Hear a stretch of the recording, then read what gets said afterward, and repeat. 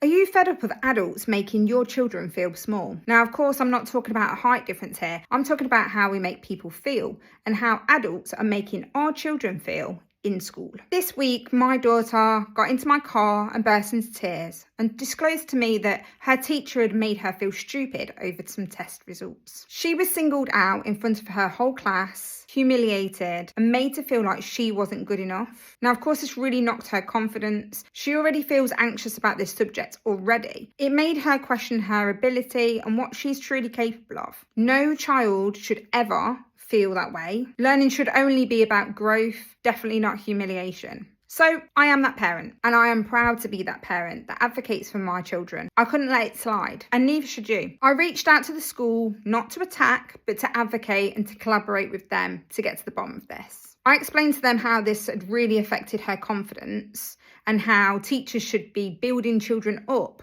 not knocking them down. So what was the result? So this was surprising for me. I'm pretty relentless and it depends on the teachers, I guess. But with this situation, I felt heard, which is a win. Yay. The teacher acknowledged the impact that it had and explained to me that it wasn't acceptable and that it would be dealt with. He gave me a very clear plan of the next steps and when he'd be next in touch with me. And my daughter felt heard and supported because the teacher spoke to her the next day. The most important thing out of all of this is knowing that my daughter is one of 30 in that classroom. And if that's happening to my daughter, who else is it happening to? Not all children will necessarily speak up about how they're feeling or how others have made them feel.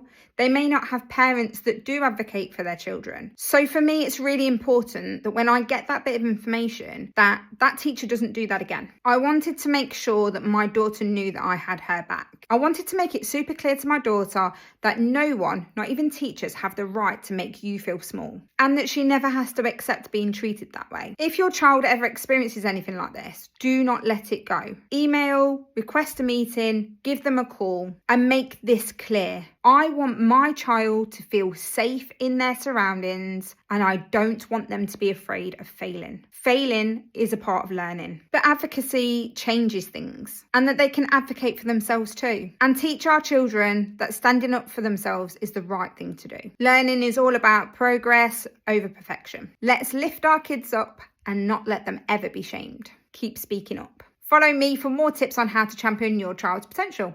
And remember, keep cheering them on.